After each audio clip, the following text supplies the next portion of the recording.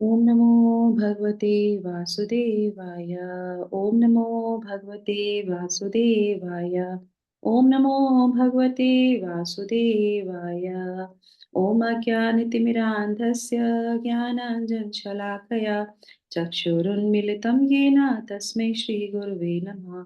नमः ॐ विष्णुपादाय कृष्णपृष्ठाय भूतले श्रीमते भक्तिवेदान्त स्वामिन् इति नामिने। नमस्ते सारस्वते देवे गौरवाणी प्रचारिणे निर्विशेष शून्यवादी पाश्चात्य देश तारिणे। जय श्री कृष्णा चैतन्य प्रभु नित्यानंदा श्री अद्वैत गदाधर श्रीवास आदि गौर भक्त वृंदा। हरे कृष्णा कृष्णा कृष्णा हरे हरे, हरे राम राम राम हरे हरे। जगत गुरु शिला प्रभुपाद की जय। भगवत वाणी भगवत गीता जी की जय। गुरु महाराज की जय। गणपति बप्पा भगवान श्री चैतन्य ईश्वर। हरे कृष्णा। तो आप सभी लोगों का बहुत बहुत स्वागत है आज हमारे जो है नव वर्ष के प्रथम दिवस में, जिसमें हम जो है पारायण करने जा रहे हैं भगवत गीता के छठे अध्याय का 40वां श्लोका।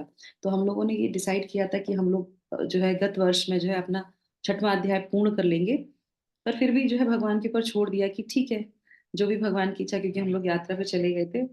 और फिर जब मैं ये श्लोक पढ़ रही थी तो फिर मुझे पता चला कि नहीं, जो भगवान हमारे लिए डिसाइड करते हैं, जो भी उनकी जो है कहते हैं ना कि वो जो हमारे लिए उपलब्ध करते हैं वो हमारे लिए सबसे बेस्ट होता है। तो हमारे लिए उन्होंने जब उनकी प्लानिंग थी तो वो बहुत अच्छी थी, क्योंकि हम सोच रहे थे कि सारा जो है छठा अध्याय पूर्ण कर लेंगे, पर नहीं कर पाए, है ना। तो जब हम श्लोक पढ़ रहे थे तो आप देखिएगा कि आज हमारा नववर्ष है, अंग्रेजी नववर्ष है। और उसमें हम लोग क्या करते हैं, नववर्ष में हम लोग नववर्ष में, हरे कृष्णा, हम लोग जो है नए नए संकल्प लेते हैं, करेक्ट। तो नववर्ष का मतलब होता है कि एक नए संकल्प लेना कि चलो जो पिछले गत वर्ष में जो नहीं किया था वो इस वर्ष में करेंगे, और अच्छे से करेंगे, ऊर्जा के साथ करेंगे, और भक्ति के मार्ग पे जो है और अच्छे से आध्यात्मिक जो है चीजों में आएंगे। तो भगवान बहुत अच्छे से, और भगवान इस श्लोक में बोलते हैं, क्योंकि जो अर्जुन है उनको जो सुनने के बाद बहुत सारा विचार मन में आते हैं कि क्या होता है अगर हम भक्ति मार्ग पे आएंगे, और अगर भक्ति मार्ग पे पूरी तरह से नहीं आ पाए, और उसके बाद पिछड़ गए, पूरी तरह से नहीं आ पाए, आगे भी ना जुड़ पाए, नहीं हो पाया हमारा, तो क्या होगा। तो इस तरीके से उनके मन में जब विचार होता है तो भगवान बहुत अच्छी तरीके से तीन जो जिज्ञासाएं थी उनकी तीन श्लोकों में, 27, 28, 29 में, उसके बाद भगवान 40वें श्लोक में जो है बताते हैं, और बहुत प्यार से अर्जुन को समझाते हैं।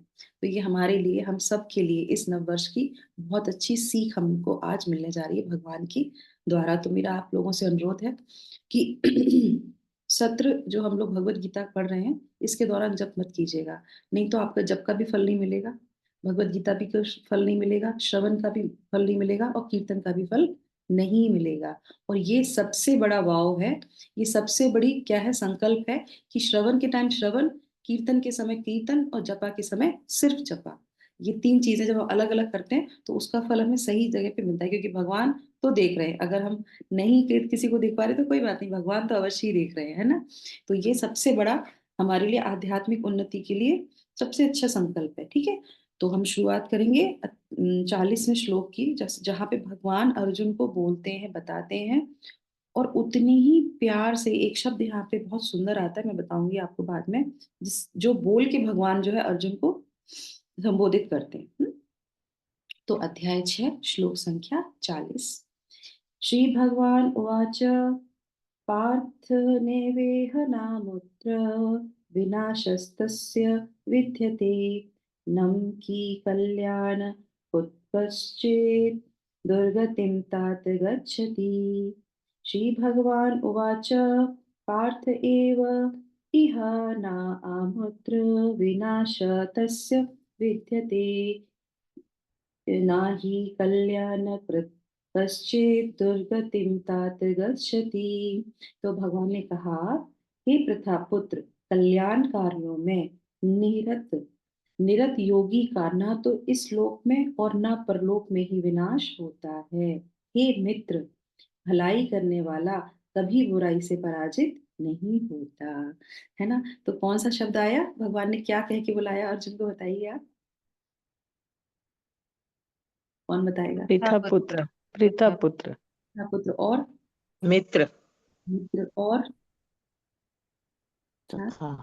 संस्कृत में देखिए, ये तो अंग्रेजी हिंदी हिंदी में हम लोगों ने पढ़ा है ना, प्रथा पुत्र, है ना, प्रथा के पुत्र हो तुम। और प्रथा जो है बहुत उनकी प्रिय थी, कुंती जो है महारानी उनकी बहुत प्रिय थी, है ना, पांडु उनके बहुत पुत्र थे, वो प्रिय थे, इसलिए वो उनको बोल रहे हैं कि उनके तुम पुत्र हो, है ना। और उसमें बोला हे मित्र, तो यहाँ मित्र हिंदी में लिखा हुआ है, पर संस्कृत में क्या है, तात गच्छति, तात बोला है। तात मतलब होता है, जब छोटे बच्चे को बुलाते हैं तात, किसी किसी लैंग्वेज में छोटे बच्चे को तात बुलाते हैं। तो तात मतलब होता है जो बहुत प्रिय हो। लाड़ में जब किसी को बुलाते हैं ना, जैसे बेटा, कान्हा, है ना, तो यहाँ पे अर्जुन को बोले तात, तुम बहुत प्रिय हो मेरे, तुम बहुत छोटे से हो, ना समझ हो, तुम्हें समझ में नहीं आता, तो मैं तुम्हें बहुत प्रेम से उनको बुलाते हैं, बहुत हृदय से कहते हैं हे तात। अब क्या है, ये सब सुनने के बाद किसी के मन में विचार आता है ऐसा करेंगे तो क्या होगा।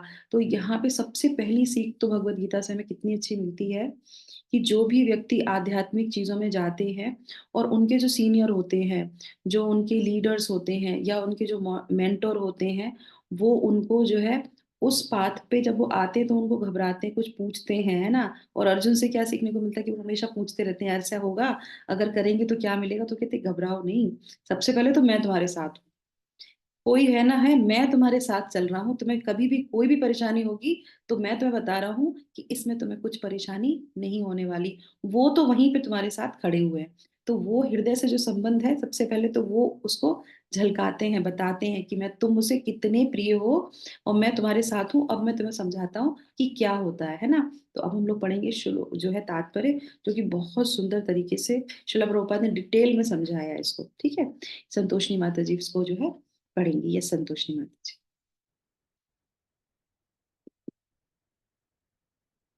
आपकी माइक बंद है माता जी, हरे कृष्ण। हम्म। हरे कृष्णा। तात्पर्य श्रील प्रभुपाद की जय। श्रीमद् भागवत में 1.5.17 में श्री नारद मुनि व्यासदेव को इस प्रकार उपदेश देते हैं। त्यक्त्वा स्वधर्मं चरणाम्बुजं हरेर्भजनापकोथोपते ततो यति यत्र क्व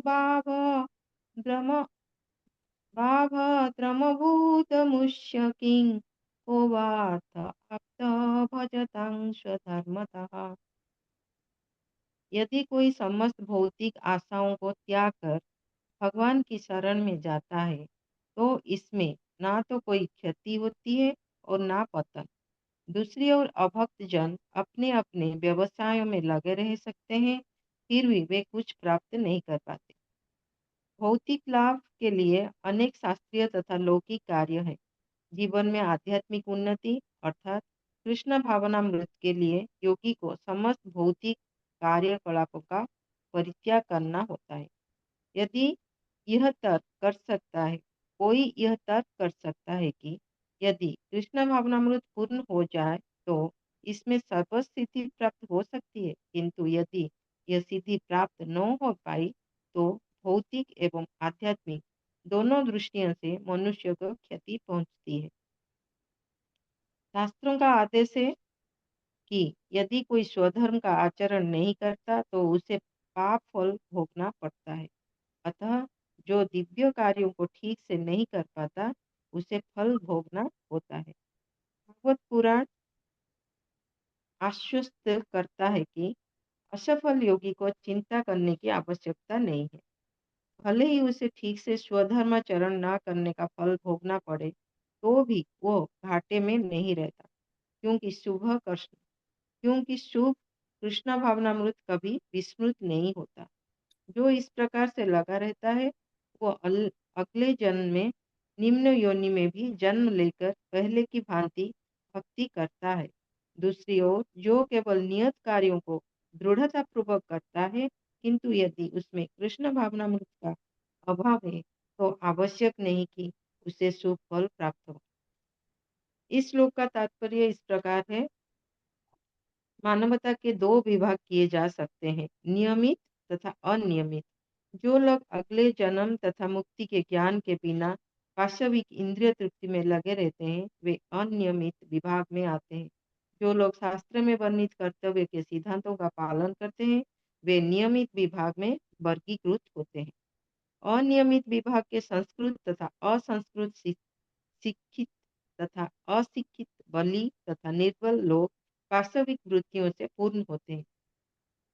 उनके कार्य कभी भी कल्याणकारी नहीं होते, क्योंकि वे पशुओं की भांति आहार, निद्रा, भय तथा मैथुन मैथुन का भोग करते हुए इस संसार में निरंतर रहते हैं, जो सदा ही दुखमय है। किंतु जो लोग शास्त्रीय आदेशों के अनुसार संयमित रहते हैं और इस प्रकार क्रमशः कृष्ण भावना मुक्त को प्राप्त होते हैं, वे निश्चित रूप से जीवन में उन्नति करते हैं। कल्याण मार्ग के अनुयायियों को तीन वर्ग में विभाजित किया जा सकता है। कल्याण मार्ग के अनुयायियों को तीन वर्ग में विभाजित किया जा सकता है। एक, भौतिक संपन्नता का उपभोग करने वाले शास्त्रीय विधि विधानों के अनुयायी। दो, इस संसार से मुक्ति पाने के लिए प्रयत्नशील लोग। तथा तीन, कृष्ण भावना मूर्ति के भक्त। प्रथम वर्ग के अनुयायियों को पुनः दो श्रेणियों में विभाजित किया जा सकता है, सकाम कर्मी तथा इंद्रिय तृप्ति की इच्छा न करने वाले। सकाम कर्मी जीवन के उच्चतर स्तर तक उठ सकते हैं, यहाँ तक कि स्वर्ग लोक को जा सकते हैं, तो भी इस संसार से मुक्त न होने के कारण वे सही ढंग से शुभ मार्ग का अनुगमन नहीं करते। शुभ कर्म तो वे हैं जिनसे मुक्ति प्राप्त हो।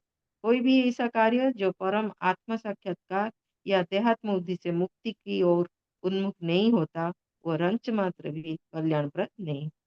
कृष्ण भावनामृत संबंधी कार्य की एकमात्र शुभ कार्य है, और जो भी कृष्ण भावनामृत के मार्ग पर प्रगति करने के उद्देश्य से स्वेच्छा से समस्त शारीरिक असुविधाओं को स्वीकार करता है, वही घोर तपस्या के द्वारा पूर्ण यज्ञ कहलाता है।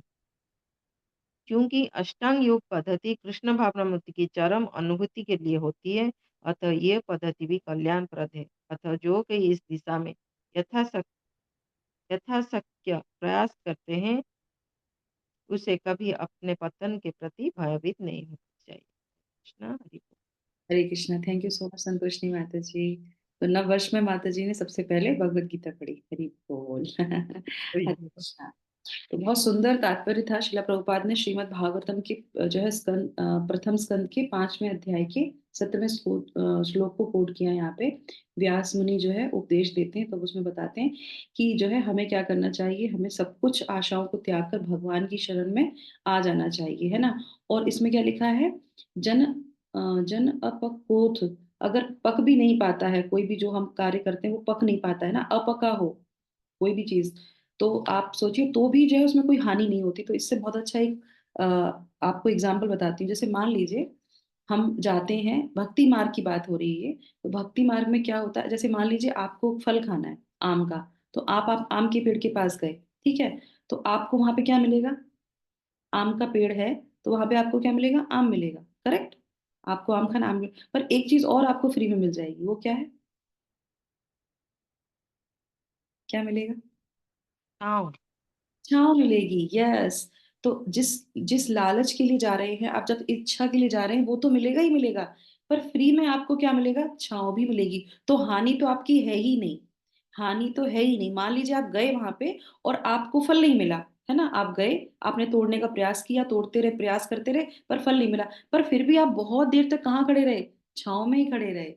तो भक्ति मार्ग ऐसा ही है, अगर आप उस पर जाते हैं और मान लीजिए आप उस चीज को अचीव नहीं कर पाते हैं, फिर भी आप, अगर आप रियलाइज करेंगे, आपको कोई गुरु होगा तो आपको रियलाइज कराएगा कि इतनी देर तक जो आप धूप में थे, तड़प रहे थे, तो आपने क्या किया, आप छांव में खड़े रहे, है ना। तो इसी तरीके से आध्यात्म में जब हम प्रवेश करते हैं, तो हमें जो एक छांव है, शेल्टर है भगवान का, वो तो मिलता ही मिलता है। वो आपसे कोई ले नहीं सकता, क्योंकि वो आपको ऑलरेडी मिल गया है, तो उसमें कोई भी हमारी क्षति नहीं होती है। तो दूसरे को लग सकता है कि आपको वो फल प्राप्त नहीं हुआ, पर नहीं, फिर भी आपको जो है छांव तो अवश्य ही प्राप्त होती है, ठीक है। इसी तरीके से, और दूसरा यहाँ पे बहुत अच्छा है, तो शिला प्रभुपाद इसमें बता रहे हैं। अब इसको जो है हम थोड़ा सा ले लेते हैं, यहाँ पे थोड़ा एग्जाम्पल मैंने इसमें दिए हैं।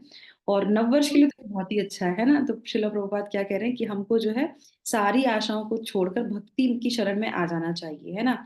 और इसमें कोई भी हमारा जो है नुकसान नहीं होता। तो ये क्या है, नववर्ष है, अब हम लोग संकल्प लेते हैं। तो क्या करना चाहिए हमको। मुझे ये जब मैं श्लोक सुन रही थी तो मुझे इतना अच्छा लगा। मैंने देखिए भगवान की कृपा, इसको कृपा ही बोलेंगे कि नव वर्ष में ही उन्होंने ये डिसाइड किया था कि ये श्लोक हमको पढ़ना है।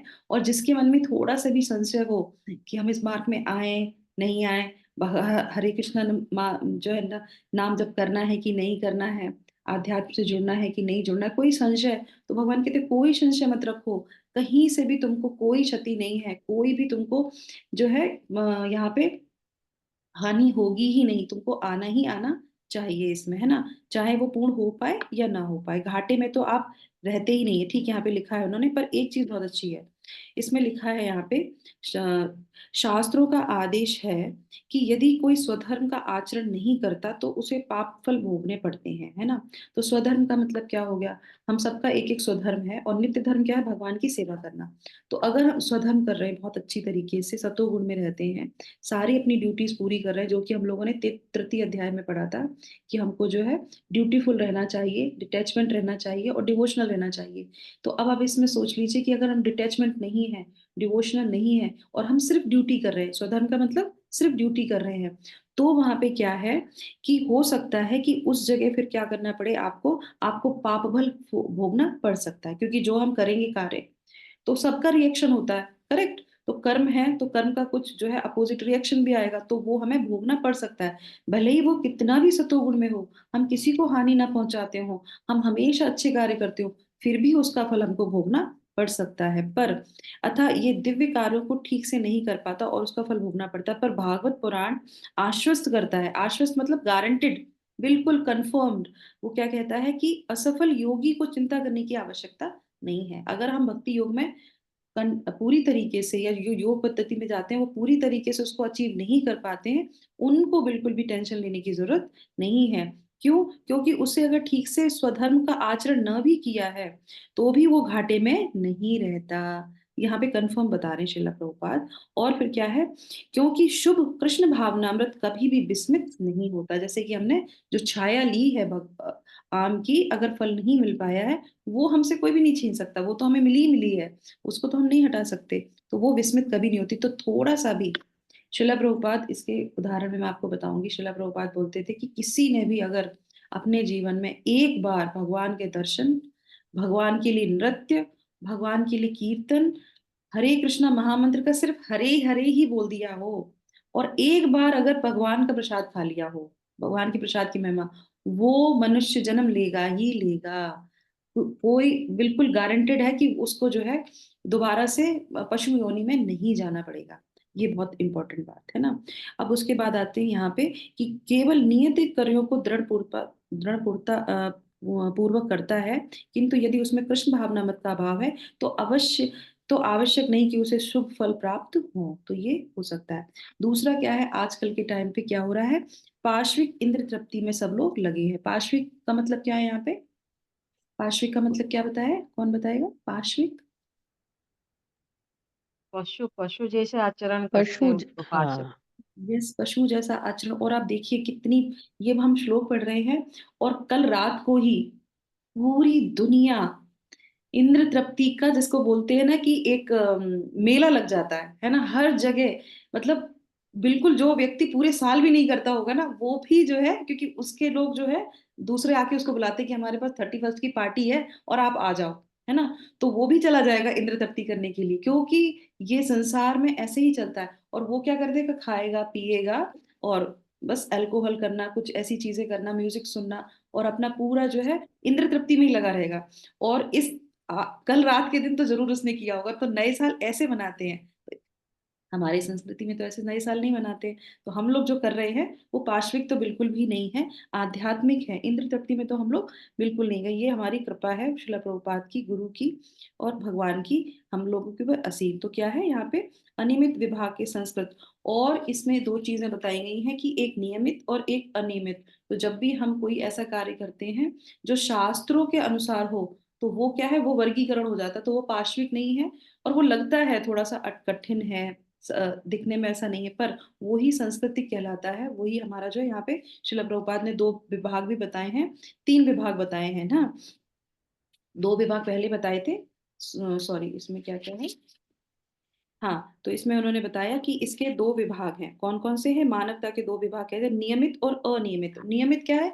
जो शास्त्रों के अनुसार चलता है वो नियमित, और जो शास्त्रों के अनुसार नहीं चलता, जैसे कि 31st की पार्टी, तो वो क्या है? वो अनियमित हो गया। तो वो पशु की योनि में आ जाएगा, और जब वो ऐसा कृत्य करेगा तो आप क्या समझते हैं कि भगवान सैंक्शन करेंगे उसको मनुष्य योनि में? कभी भी नहीं करेंगे। और उसके बाद 3 मार्ग और उन्होंने बताए, 3 वह वो कौन से हैं? भौतिक संपन्नता का उपभोग करने का शास्त्रीय विधि-विधानों के अनुयायी, मतलब ये क्या हो गया?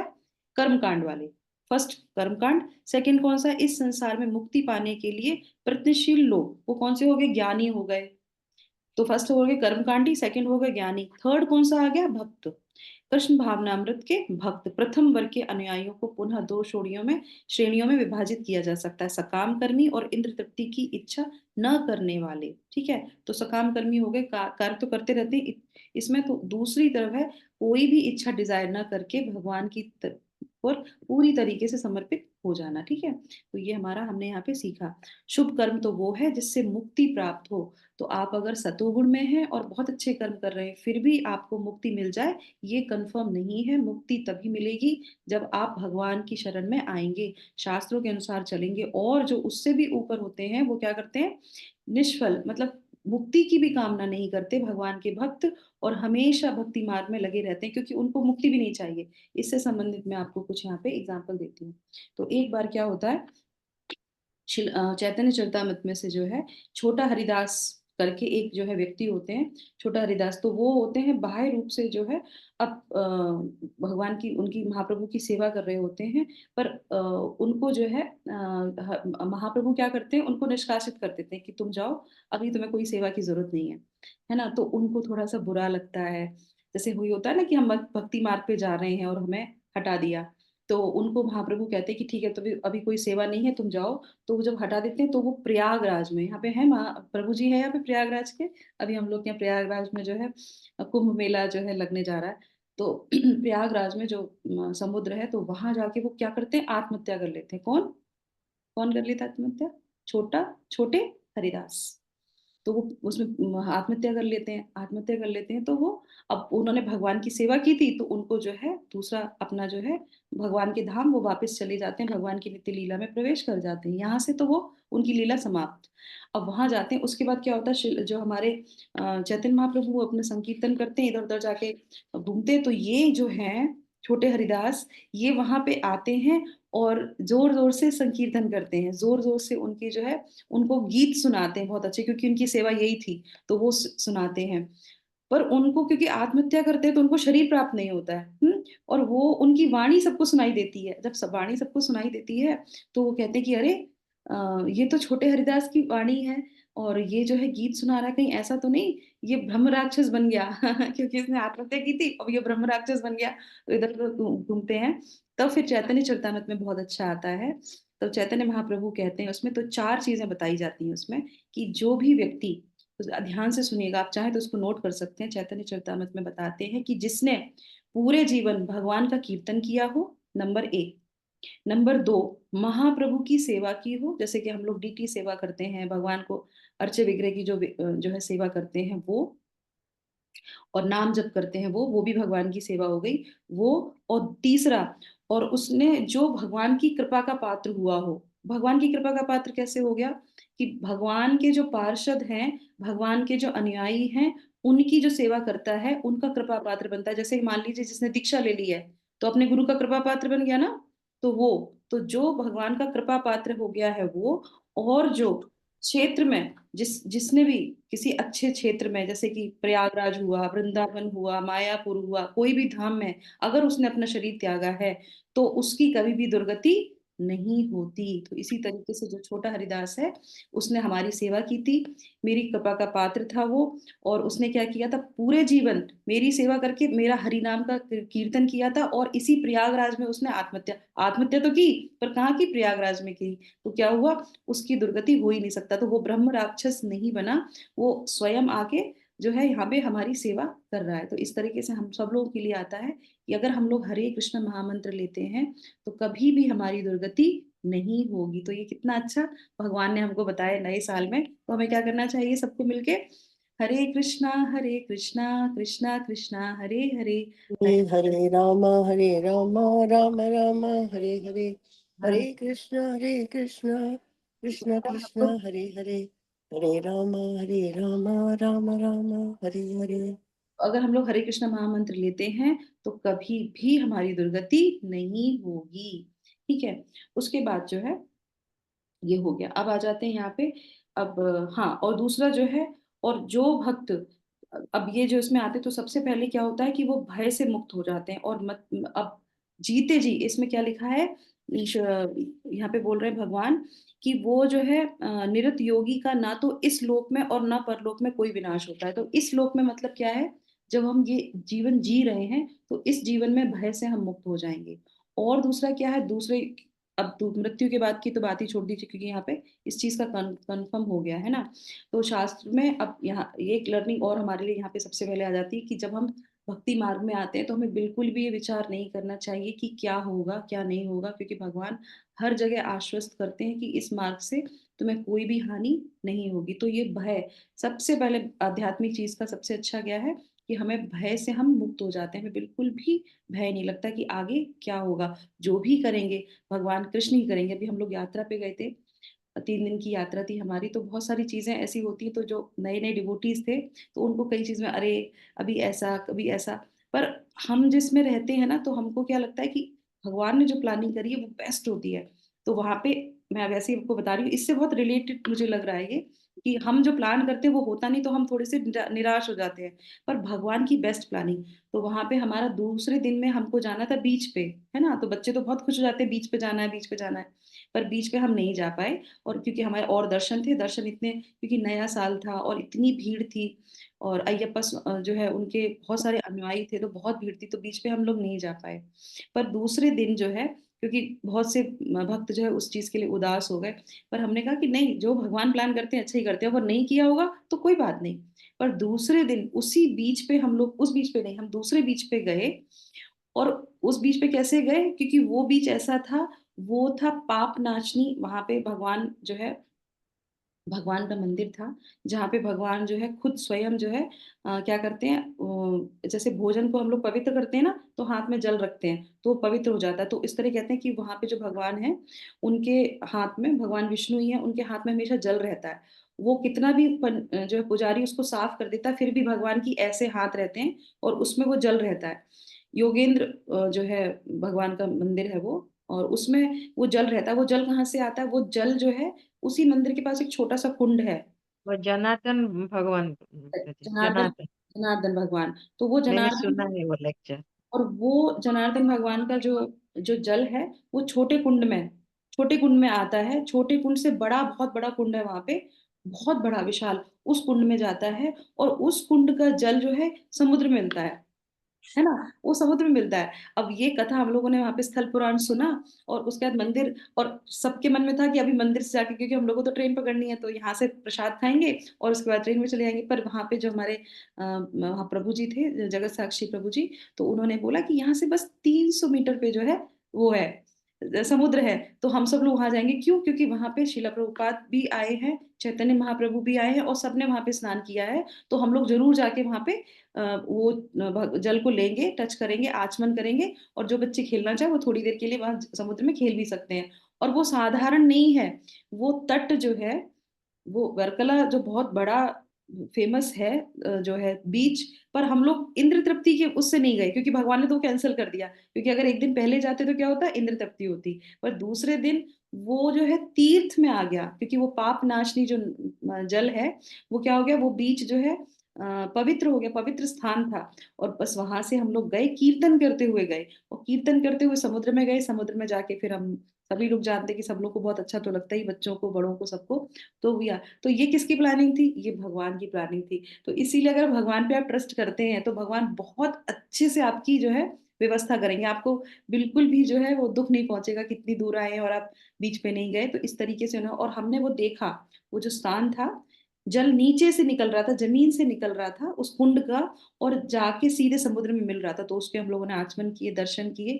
तो ये भगवान की बहुत अच्छी कृपा रहती। तो इस तरीके से कभी भी हमें भगवान पे जो है डाउट नहीं करना चाहिए। अब हम आ जाते हैं यहाँ पे कि हमको इस चीज से लर्निंग क्या मिलती है ना, थोड़ा समय हमारा ज्यादा हो गया। तो अगर हम जो है नंबर एक, स्वधर्म का अगर हम आचरण नहीं कर पाते तो कोई बात नहीं। हमें क्या करना चाहिए, हमें भक्ति में आना चाहिए जो भगवान हमारे लिए बोल रहे हैं। और भक्ति में आने के बाद हमें कभी भी जो है कर्म फल नहीं भोगने पड़ते, है ना। दूसरा जो है नियमित जो हमारे कर्म होते हैं, जैसे कि पैसा कमाना है, शादी, जिम्मेदारियां, वो सभी हैं। पर कृष्णा कॉन्शियस में अगर हम हैं, कितने भी अच्छे हैं, तो हमें एक प्रयास करना चाहिए, हमारे घर वाले कोई भी है, कि आप इतने अच्छे हैं, सतोगुण में रहते हैं, तो भगवान का नाम क्यों नहीं ले सकते। तो भगवान का नाम प्रयास करना चाहिए। नया वर्ष है तो उनको बोल सकते हैं कि सब कुछ अच्छा होने के बाद हम भगवान को थैंक्स करने के लिए भगवान के नाम का उच्चारण हमें करना चाहिए। और सिर्फ नाम का उच्चारण करने से हमारा गति हो जाएगी, है ना। और उसी के बाद जो है दूसरा एक एक और उदाहरण मैंने यहाँ पे लिख रखा है कि जैसे कि मान लीजिए रावण था, है ना। रावण है, जरासंध है, ये सब लोग ब्राह्मणों की पूजा करते थे, इतने बड़े ज्ञानी थे, दान करने वाले थे, सब कुछ अच्छे थे, पर इनको किस नाम से बुलाया जाता था, राक्षस। ये राक्षस नहीं आते थे। अब आप सोचिए, अगर हम सब कुछ अच्छा कर रहे हैं, सब कुछ बढ़िया है, पर जो आध्यात्म, नॉर्मल लोग कुछ नहीं बोलेंगे, पर जो आध्यात्मिक लोग हैं ना, अगर आपके तिलक नहीं है, तो ये क्या है, ये मशान है। ये शरीर, जिसके शरीर पर तिलक नहीं है, वो शरीर क्या है, मसान के जैसे है, मरुस्थल है वो। जो अच्छे लोग होते हैं, तो आध्यात्मिक लोग होते हैं, वो ऐसा चेहरा देखना ही नहीं पसंद करते। अब उनके हाथ का खाना पीना तो बहुत दूर की बात है। करेक्ट। तो इस तरीके से हमको जो है प्रयास करना चाहिए कि हम आध्यात्म की तरफ आगे बढ़ें, और जो शास्त्रों में दिया है उसका पालन करें। ठीक है। अब आ जाते हैं कि हम गिरते क्यों हैं। तो हमारे नव वर्ष के लिए भी बहुत अच्छा है ये हमारे सीख, और हम नए साल में हम क्या संकल्प ले सकते हैं। तो सबसे पहले हम जब देखेंगे कि हम क्यों, तो सबसे पहला जो नियम है कि हम जो ये आध्यात्मिक जीवन है इसको समझते नहीं है पूरी तरीके से, इसलिए हम क्या करते हैं, स्पिरिचुअलिटी में नीचे गिर जाते हैं। तो हमें क्या करना चाहिए, सबसे पहले हमें ध्यान रखना चाहिए कि सही ज्ञान क्या है, किस मार्ग पे हमको जाना है, उसकी सही तरीके से पूरी जानकारी लें और उसमें आगे बढ़ जाएं। अगर आपने सही ज्ञान नहीं लिया और सही अभ्यास नहीं किया, दोनों चीजें हैं, एक ज्ञान और दूसरा अभ्यास, अगर आप सही से अभ्यास नहीं करेंगे और सही से ज्ञान नहीं लेंगे, तो आप क्या करेंगे, तो आप जो है उस जगह से नीचे गिर जाएंगे। पहली बात तो हमें नए साल में क्या करना है, अभ्यास करना है, सुबह प्रातः उठ के भगवान के नाम का जप करना है। और ये जो भगवत गीता से हम ज्ञान ले रहे हैं, इसमें हमें सही सही बताते हैं कि भगवान कि हमें क्या करना चाहिए, क्या नहीं करना चाहिए, और भय तो बिल्कुल ही खत्म हो जाता है। दूसरा क्या है, दूसरी चीज हो गई माया। माया हमको जो है घेरती है। कैसे घेरती है, जैसे मान लीजिए हमको मैथ्स नहीं आता, तो क्या करेंगे, भगवान की ही माया है ना, किसी और की तो माया नहीं है, भगवान की माया है, वो भगवान की कंट्रोल में रहती है। तो भगवान अपनी माया को छोड़ देते हैं। ऐसे मान लीजिए जैसे मैथ की टीचर को भगवान ने छोड़ दिया कि जाओ उसको मैथ सिखाओ जाके। माया, भगवान ने हमको थप्पड़ मारने के लिए माया को भेजा है। दुख है, संताप है, लोग हमको गलत गलत बोलते हैं, पर हम क्या करते हैं, हम उसको लेने के बाद और छोड़ देते हैं। क्यों, क्योंकि हमको ज्ञान नहीं होता। अगर ज्ञान होगा तो हमें पता चलेगा कि माया हमारे पास आई है हमको थप्पड़ देने के लिए। हमारे जो है माता जी, जो गुरु महाराज हैं, वो हमेशा यही बात बोलते हैं ना, क्या बोलते हैं कि माया तो हमको लात मार के भगवान की तरफ भेजती है, क्योंकि तुमने जो गलत की चीजें की। तो वो मैथ्स के टीचर की तरह आपको मैथ सिखाने के लिए आती थप्पड़ मार के किसी को, पर हमारा काम क्या है, उस एग्जाम में हमको पास होना है। अगर हम डर गए और वहां से पीछे हट गए, क्यों, क्योंकि हमें ज्ञान नहीं होता, तो भी हम नीचे गिर जाएंगे। तो हमें हमेशा ध्यान रखना चाहिए कि जो भी दुख आते हैं वो हमें भक्ति में आगे बढ़ाने के लिए आते हैं, ना कि भगवान से दूर करने के लिए आते हैं। तीसरा क्या है, अपराध। अगर हम कोई भी जानबूझ के कुटी नाटी करते हैं, किसी के साथ छल कपट करते हैं, तो कभी भी आप अध्यात्म में ऊपर नहीं जा सकते। ये बात एकदम कंफर्म है। तीन चीजें हमेशा ध्यान रखिए। अगर आप ज्ञान नहीं लेंगे, अगर आप जो है अभ्यास नहीं करेंगे, जो जो हमने हरे कृष्ण का महामंत्र है, अगर आप ये नहीं करते हैं, दूसरा जो आपके पास दुख आते हैं उनको आप ये सोचते हैं कि भगवान ने हमारे साथ ऐसा कर दिया, तो, और तीसरा आप जान के किसी भी जीव जंतु को, किसी भी योनि के लोगों को अगर आप परेशान करते हैं, उनको दुख देते हैं, और जान के किसी को, किसी का हृदय दुख में पहुंचाते हैं, तो आप कभी भी आध्यात्म में ऊपर नहीं आ सकते। तो हमें क्या करना चाहिए, हमें हमेशा जो है इन चीज़ों हम्म, का ध्यान रखना चाहिए, ठीक है? और इसके बाद क्या है, यस, वैसे तो मैंने एक और उसमें लिख रखा था एग्ज़ाम्पल, पर बहुत समय हो गया, तो कल हम इस बात की चर्चा कर लेंगे, ठीक है? तो हमारे जो है चैतन्य महाप्रभु के जो है बलभद्र भट्टाचार्य थे, उनका एक एग्ज़ाम्पल था, वो हम कल सुनाएँगे आपको, फिर हम आगे बढ़ेंगे।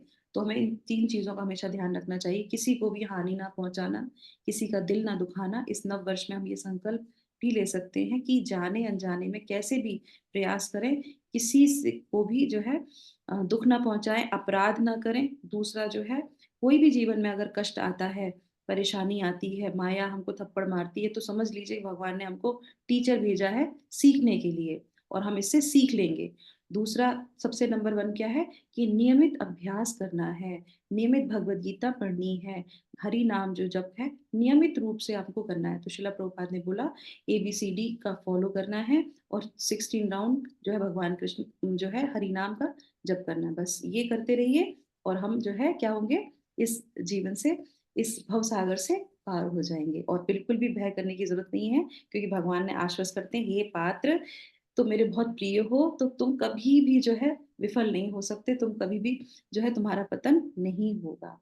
तो भगवान का धन्यवाद करते हुए कि गत वर्ष में उन्होंने बहुत असीम कृपा की कि हमको गुरु से संपर्क में लाए, हमको अच्छे वैष्णवों के संपर्क में लाए, हमको भगवद गीता के संपर्क में लाए, और हम लोगों ने भी बहुत प्रयास है, जैसे आप सब लोगों ने भगवद गीता की इतनी अच्छी सेवा की, शास्त्र दान करके, वितरण करके, ये कार्य जब हम करते हैं, तो हम गुरु के, कृष्ण के बहुत समीप आ जाते हैं, और ये बिल्कुल विश्वास रखिए कि वो हमारा कभी भी पतन नहीं होने देंगे। और आगे नए साल में भी वैकुंठ एकादशी आ रही है, उसमें भी आप लोगों को उत्साहित कर सकते हैं, प्रोत्साहित कर सकते हैं कि वो भगवद गीता के और समीप आएँ, कक्षा में आएँ, भगवान के नाम का जप करें, और भगवद गीता उनको दें, जिससे कि उनके जीवन का कल्याण हो सके, ठीक है? तो इसी के साथ नववर्ष की कामनाओं के साथ कि आगे वाले वर्ष में भी हम इसी तरीके से भगवान से जुड़े रहेंगे, और अच्छे से अपना आध्यात्मिक जीवन संपन्न कर सकें। तो प्रार्थना करेंगे हम सब के लिए।